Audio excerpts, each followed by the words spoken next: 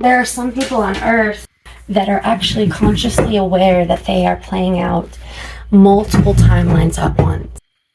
Even when they are highly conscious of their journey and are actively putting practices into place,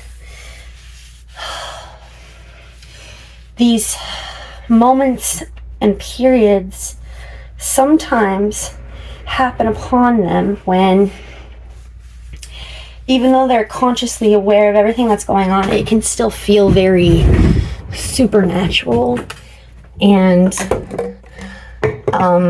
unnormal, I guess. And during those times, we start talking to ourselves, asking ourselves, this is actually happening? Am I seeing this with my physical or spiritual eyes? And it can feel and look like things are disintegrating right in front of you all at once. And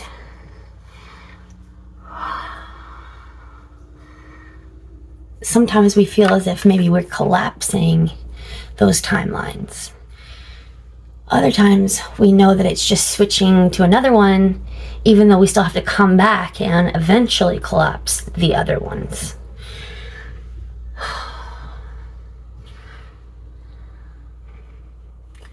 How would this sound to somebody who has no idea what I'm talking about, or even has heard the idea but can't conceptualize it in any imagination type of way?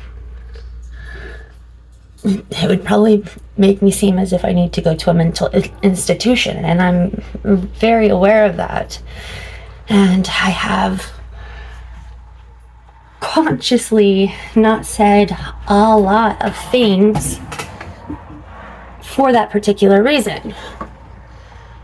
Because let's face it, I find myself in enough awkward, unnormal circumstances that severely cost me.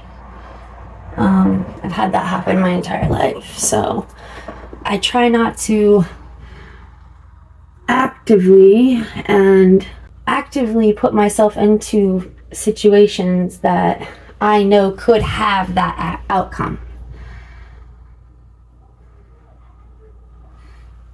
However, sometimes, in the heat of the moment, sometimes things are going to be said and you can't take them back, and you have to just deal with the consequences when they come. I really became consciously aware of this when I was a preteen, actually. I was about 11 or 12 years old, and my adopted parents used to do this thing where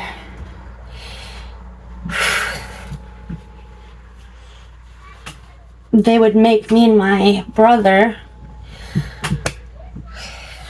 being my actual real sibling, they used to do this thing where they would punish us until one of us would admit to whatever they said had happened, which can be understandable in the right types of situations, I'm sure. They just always went overboard with things. So it would be like, who left that dish in the sink? And if I didn't do it, and I would say I didn't do it, but then Dustin would also say he didn't do it, then they would punish both of us until one of us decided to tell the truth, because somebody had to do it, right? The problem is, there was more than just him and I. Number one, there was lots of kids, and number two, they eventually started just making things up.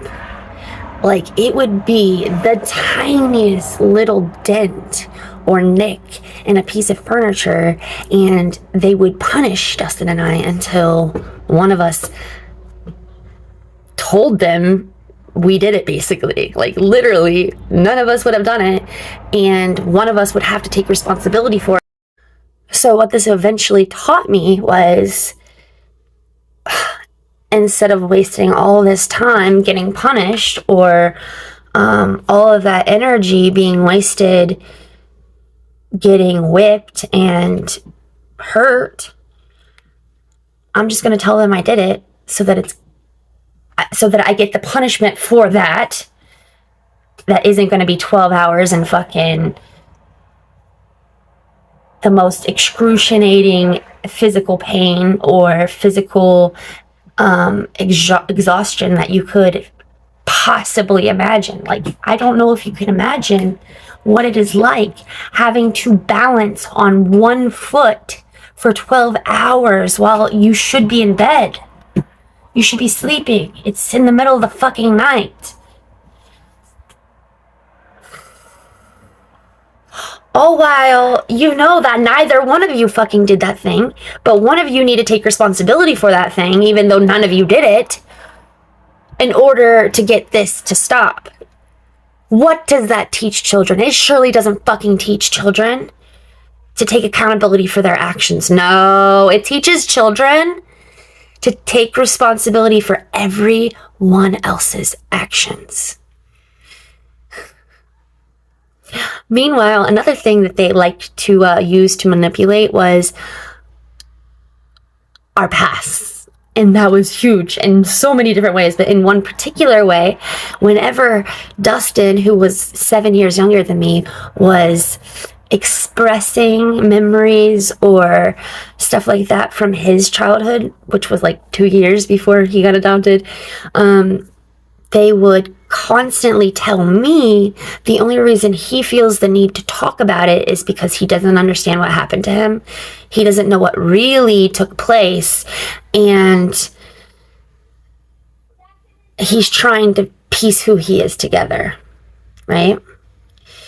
Or if he was feeling angry for something that they were doing or they were causing him to feel, they would say that he was taking his anger out on them for stuff that happened to him in his past.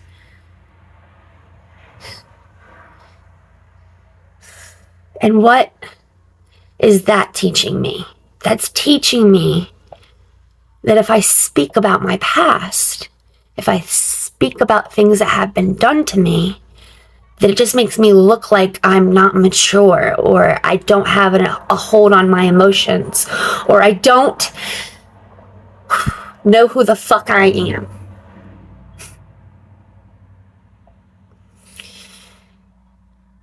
And why would that matter?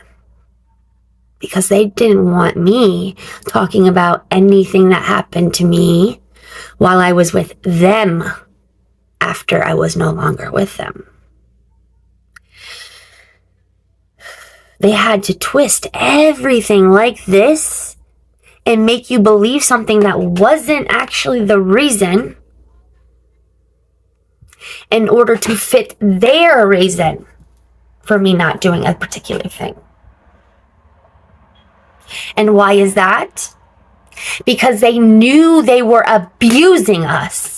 And they couldn't afford a negative public image, because how dare a pastor and a pastor's wife, who is a fucking certified teacher, allowed to have any children, let alone those that do not get birthed out of their own fucking DNA?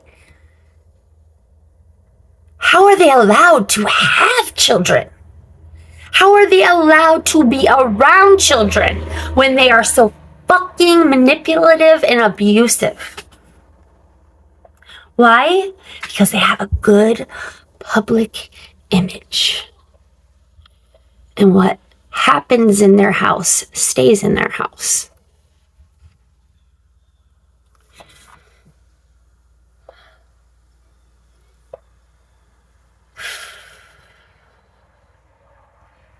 But why does this even matter? Why would a pastor and a pastor's wife who is a certified teacher ever think to do this to children? Were they doing it to their very own children? No, not unless their children went against their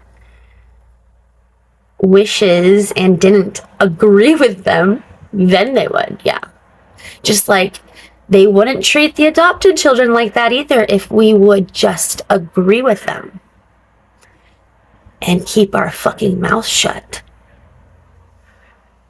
Go along with their bullshit and not question them, and we wouldn't get treated bad. So what does that teach? Go against your morals and beliefs. Go against what you know is fucking right. And follow what you know is wrong in order to not get physical and mental fucking punishment. Torture. A normal type of discipline would be, all right, because you guys decided not to tell me who left the dish in the fucking sink, you're both grounded for a day. So how about next time we not do that? That could have been understandable. The types of punishment that we would get is, I got caught listening to secular music once. And I got taken away all music, all forms of any kind of thing that could play music, even the ability to sing when I was in a car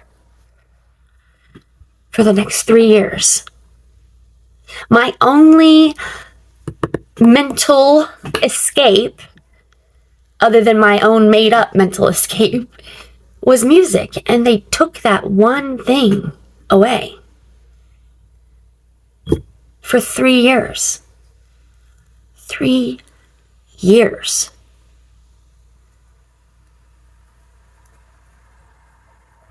The worst part is, like, I consider myself lucky because I actually caught on very quickly to just fucking give in. My brother was a stubborn motherfucker. He was so fucking stubborn that he just refused. He would get fucking whipped like a fucking dog for entire days. I'm talking literally over 24 hours straight. They would take turns because they got exhausted whipping him. What the fuck is wrong with these people, you might ask? There's nothing wrong with them. They know what they're doing and they know why they're doing it. And why would they do something like this? Taking the risk of literally getting caught. Why? It's because they were trying to wake us up. Sounds crazy. You think waking up is a good thing? It's not when it's literally twisted and used against the person that's waking up and for the benefit of the people that is over top of them. When you are a parent to a child, you are responsible for that child. You're teaching that child. You're shaping their mind to fit your agenda, right? But in the spiritual realms, when we wake somebody up, they have so much more power that's being generated. And they can use that child's power for their desires. Because when you are woken, everything that that child experiences emotionally brings about a spiritual charge.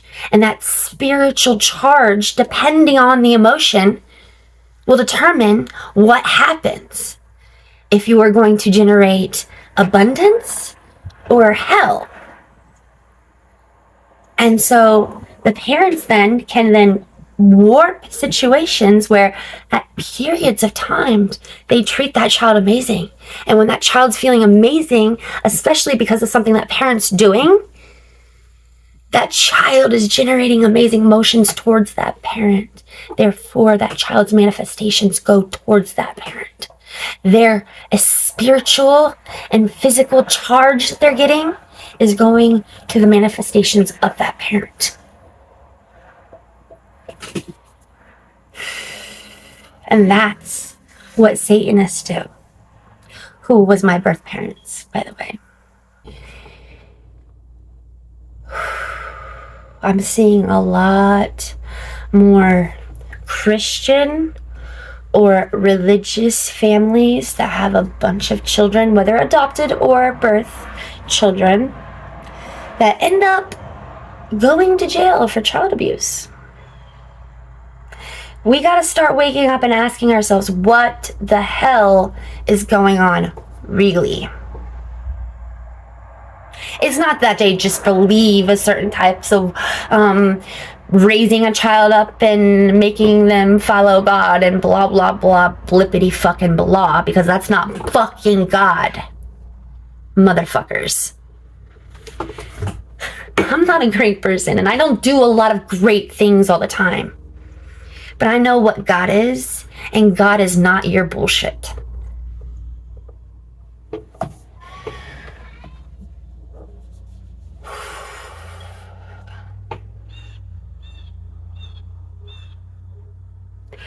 There has to be a way that we stop making the system work against these children and them not getting believed even while they're fucking adults because of the public image of certain people.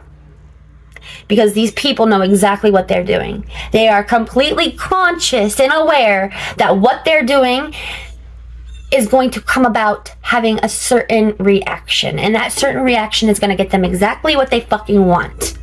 Just as I decided not to speak on any of this because I didn't want more crap brought into my life, because every time I tried to ever speak my goddamn truth, it was used against me.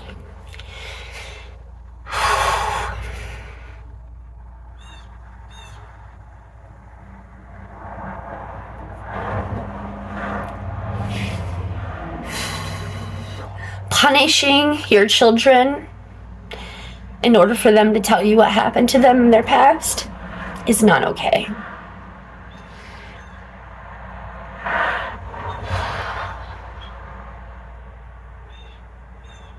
And then punishing your children just to get them to say something that you want them to say, or to not say something you want them to say, is not okay either. And for any children, no matter what circumstance, no matter how shitty of a child you might be, you never deserve that type of shit. It's not okay in any way, shape, or form. And even if the local authorities don't believe you, there are people that do. Even if it's me, reach out to me and I will find a way to help you. I still can't quite find the way to get my truth out and have people believe it, but I don't care anymore, because the people that don't believe it aren't the people that need to.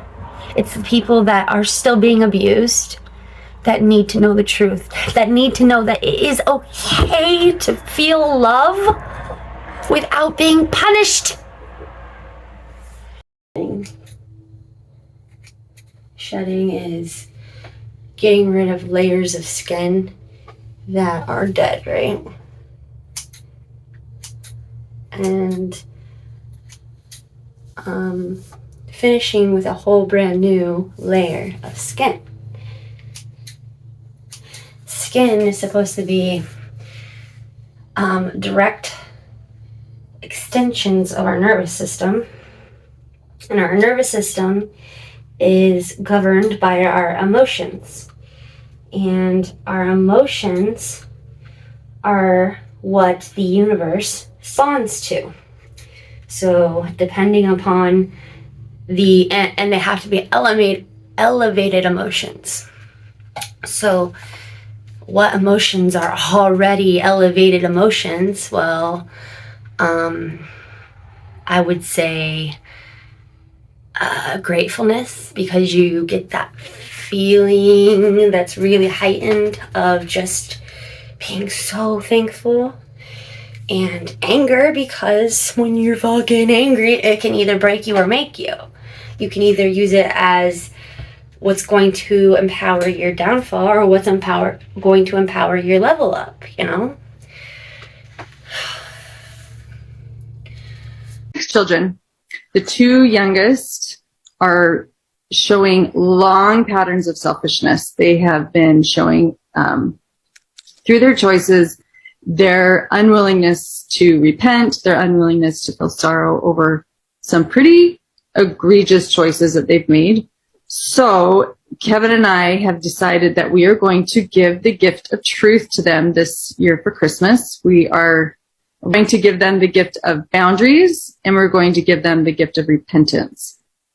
So we sat down with them, and we told these two what our expectations were again, and we let them know how deeply sorrowful we've been because of the choices that they've been making, and how it's affected their teachers at school. It's affected their peers. We just laid it out very clear. And we told them that this year they are not going to be visited by Santa. Christmas morning, their 4 older siblings will be getting Christmas presents to open, and that they will have the gift of love from their dad and I. So up until now, I was really hoping that like keeping them home from school and wiping the floorboards would like really bring pain. Like, oh my gosh, I really want to change this behavior that I've been exhibiting.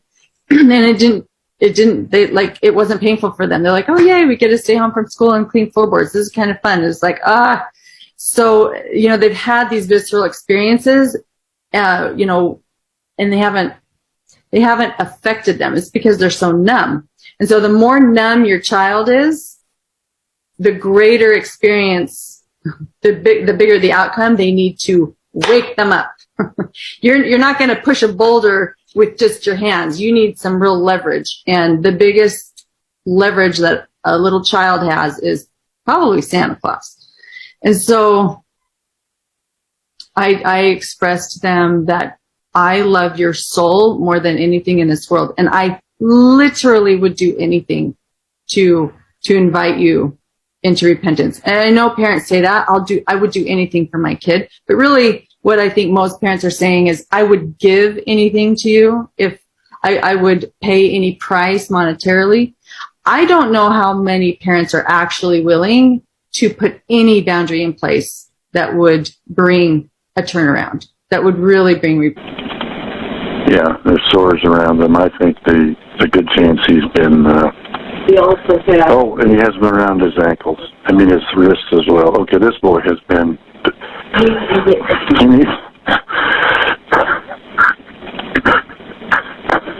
This kid has obviously been... I think he's been detained. He's obviously covered in wounds. okay. Let's get the paramedics headed over that way, okay? Oh, that's a good idea, too. Has he told you where his mom or dad are? Haven't asked him that. You know where your mommy and... I really got these things. Yeah, I'm sure that doesn't matter, son. Do you know where your mom and dad are? Well, actually, I don't know where my mom is, but I do know where my dad is. He's not anywhere here. Really don't know. Nowhere here. Okay. No, he doesn't seem to... He says he knows where his mom is, but... He doesn't know where his dad is. That's correct. I do know where my dad is. Is his mom home? He doesn't live He just says he doesn't live around here. Is his Yeah, mom we're in getting... this area? Is your mom around here? Have you seen her lately? No, I think he's... He doesn't know where she is right now. Does he know his mom Name? What's your mom's name? Ruby Frankie? Ruby Frankie is his mom's name. Okay. How do you spell the last name? F-R-A-N-K-E. F-R-A-N-K-E. Okay. And does she live in the area? No, I'm not sure where she lives. He's trying to help us, but he's... That's okay. We don't want to stress him out too much. The officers will go over all these questions with him anyway. I just want to stay on the phone with you until we get some help, okay? Yeah. Can you ask him if any other children were in the home he came from? Okay. Was there any other kids up at Jody's house? Anybody else? 10 and 14, and they're still at this house. Are they tied up as well? What's the deal with? Are they being held? Do they have wounds on them as well? Nothing bad going on with us. Okay. It's just Okay. So they're able to walk around the house and everything. Well, okay. He says everything's fine with them. He says what's happened to him is his fault. That's not a problem. That's sad to hear. They're coming to you as quick as they can, okay? Okay, yeah. Really well. I just want to make sure. He's fine. I've got him sitting here. My wife, he got him water and giving him something to eat because he's hungry, and I think the young man, he's hearing his stocking feet, so he escaped. You did good. Enjoy that banana, okay? Is Jody up there right now? Yes. Okay. Jody Hildebrand is up there right now. Okay. So she may come looking for him here soon, but I think we need the cops here as soon as possible. I'm just asking where he is now. Yeah, she's a bad lady. We didn't realize how bad. Does he have anything with him? But, no, he's wearing a long sleeve shirt and shorts, and it's way too big for him. Can you tell me what color the shirt and shorts are? Okay, the ambulance is here. Okay. Okay. I'll go ahead and I'll let you go then. You did a great job.